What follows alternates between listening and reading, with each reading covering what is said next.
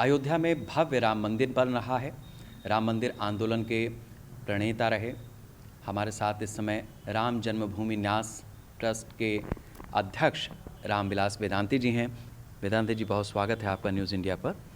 राम मंदिर पूरी ताकत से बन रहा है। अगले साल जनवरी में इसके लोकार्पण का भी समय बताया जा रहा है। किस तरीके से आप इन सारी चीज़ों को देखते हैं, जिस तरीके से निर्माण हो रहा है और जो संघर्ष का दौर रहा? संघर्ष का दौर तो बहुत भयंकर था। हमारे विश्व हिंदू परिषद के अंतर्राष्ट्रीय अध्यक्ष माननीय अशोक सिंघल जी और राष्ट्रीय स्वयंसेवक संघ ने इस आंदोलन को प्रारंभ किया था और विश्व हिंदू परिषद के माध्यम से हम सब लोग जुड़े और जुड़कर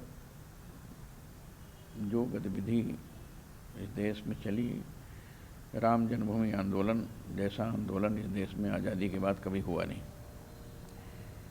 आज़ादी के बाद ये पहली लड़ाई है राम जन्मभूमि की लड़ाई, जिस पर हम लोगों ने विजय प्राप्त किया। और विजय का मूल कारण भी था नरेंद्र मोदी जी। नरेंद्र मोदी यदि प्रधानमंत्री भारत के न बनते तो हम लोगों को राम जन्मभूमि पर विजय प्राप्त नहीं होती। मोदी जी की इच्छा शक्ति थी, संघ की इच्छा शक्ति थी, विश्व हिंदू परिषद की इच्छा शक्ति थी और महात्माओं की इच्छा शक्ति थी कि हम देश को ऐसा प्रारूप दें जिससे देश में फिर से कभी अराजक तत्व लोग आगे न बढ़ने पाए। और इसीलिए मोदी ने सबसे पहला काम किया, 370 धारा समाप्त किया, 35 से समाप्त किया जम्मू कश्मीर की।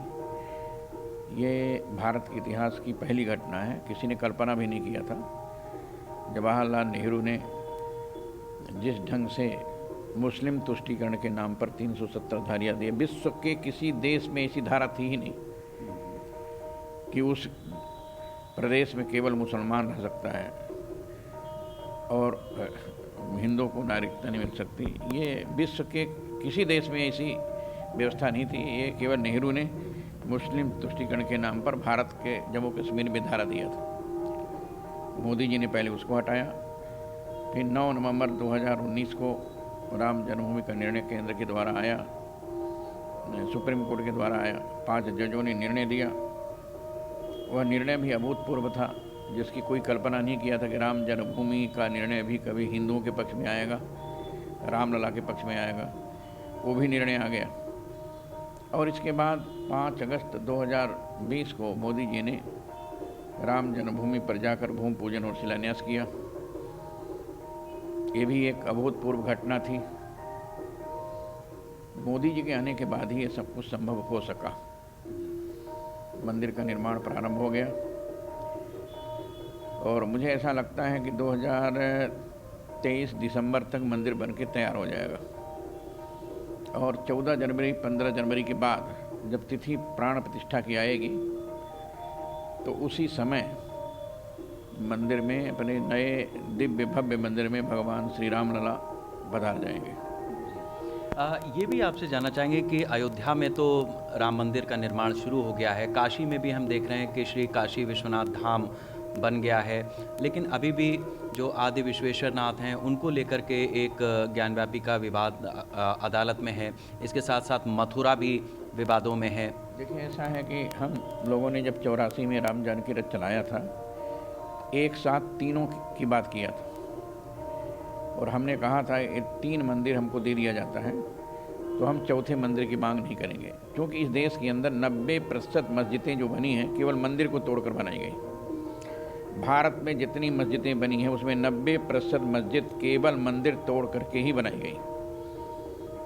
हमने कहा था, अशोक सिंघल जी ने, पूज्य महंत वेदनाथ जी ने, शंकराचार्य पूज्य स्वामी शांतानंद सरस्वती जी ने, स्वामी सत्यमित्रानंद गिरी जी ने, महंत अवेदनाथ जी, पूर्व परमहंस रामचंद्र दास जी, इन सब लोगों ने कहा था कि हम 3 के अलावा और चौथे मंदिर की मांग नहीं करेंगे।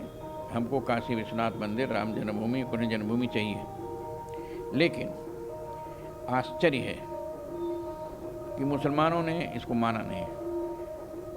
परिणाम ये हुआ कि हम लोग कोर्ट गए और मोदी जी जब प्रधानमंत्री बने तो कोर्ट ने हम लोगों का सहयोग किया और कोर्ट ने सही निर्णय लिया कि जहाँ रामलला विराजमान वही राम की जन्मभूमि निर्णय दिया। अब हम लोग जब कोर्ट गए काशी विश्वनाथ मंदिर के ज्ञान वापी के लिए, ज्ञान वापी शब्द हिंदू परक है, संस्कृत परक है। ज्ञान इस्लाम परक शब्द नहीं, वापी इस्लाम परक शब्द नहीं है। ज्ञान और वापी दोनों हिंदू परक शब्द हैं, संस्कृत परक शब्द हैं। स्वाभाविक है वो हिंदू मंदिर था। और जब वहाँ पर मुग़ल काल में मस्जिद का रूप दे दिया गया तो अहिल्याबाई, इंदौर की रानी अहिल्याबाई ने बगल में भगवान विश्वनाथ का मंदिर बनाया। कोर्ट ने निर्णय दे दिया है कि जहाँ पर इस समय मस्जिद है वहीं पर विश्वेश्वर महादेव का मंदिर था और वो मंदिर का प्रारूप इंदिरा गांधी ने बदल दिया था। जब इंदिरा गांधी की सरकार आई तो उस मंदिर में चारों ओर देवी देवताओं के चिन्ह थे, मंदिर के चिन्ह थे, उसको ईंटों से दीवार बनाकर ढक दिया गया। हमको याद है मैं 74, 75, 76 में उस समय वहाँ करपात्री जी महाराज, पंडित रामकरण उपाध्याय जी, बड़े बड़े विद्वान वहाँ कथा कहते थे ज्ञानवापी परिसर में। मैं भी कथा सुनने जाता था उस समय। तो ये सब लोग जानते हैं कि ज्ञानवापी हिंदू परक संस्कृत का शब्द है और वो इस्लाम का नहीं हो सकता है। वो मंदिर हिंदुओं का है, भगवान शंकर जी का है। इसलिए कोर्ट ने जो निर्णय लिया है वो कोर्ट के निर्णय का स्वागत करते हैं।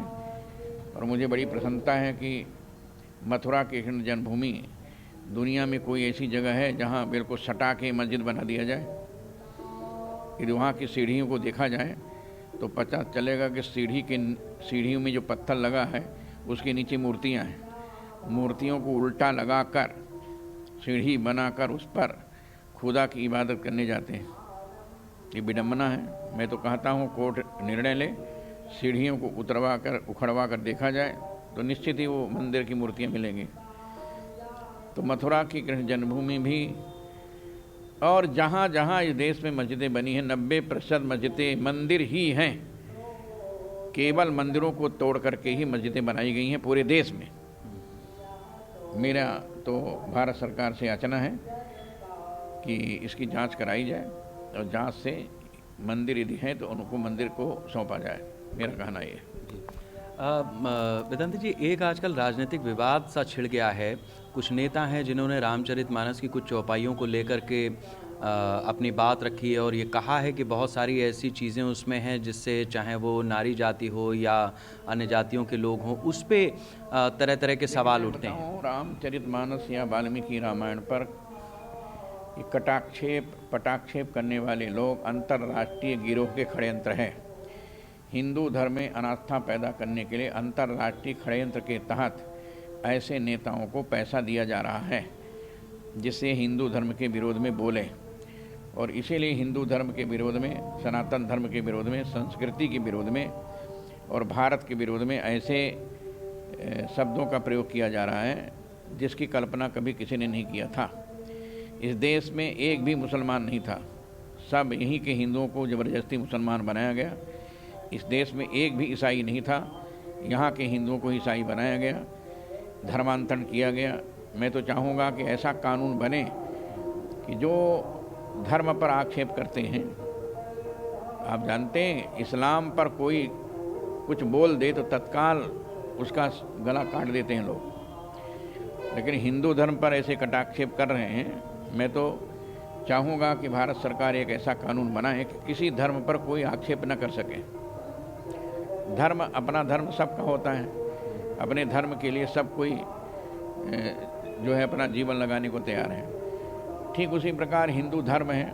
हिंदू धर्म में रामायण पर, रामचरितमानस पर, राम पर, तुलसीदास पर, जाति पर, जाति पाति भेदभाव, छुआछूत, ऊंच नीच पर ये अनेक प्रकार के प्रश्न करने वाले लोग तथाकथित जो अंतर्राष्ट्रीय षड्यंत्र के तहत खरीद लिए गए। इस समय एक मुहिम चली हुई है कि जो राम का विरोध करे, जो हिंदू का विरोध करे, जो भारत की संस्कृति का विरोध, जो वेद का विरोध करे, ऐसे लोगों को पैसा देकर हिंदू धर्म के प्रति अनास्था पैदा किया जाए। तो हिंदू धर्म के प्रति अनास्था पैदा करने का एक षड्यंत्र है और इस षड्यंत्र से पर्दाफाश होना चाहिए।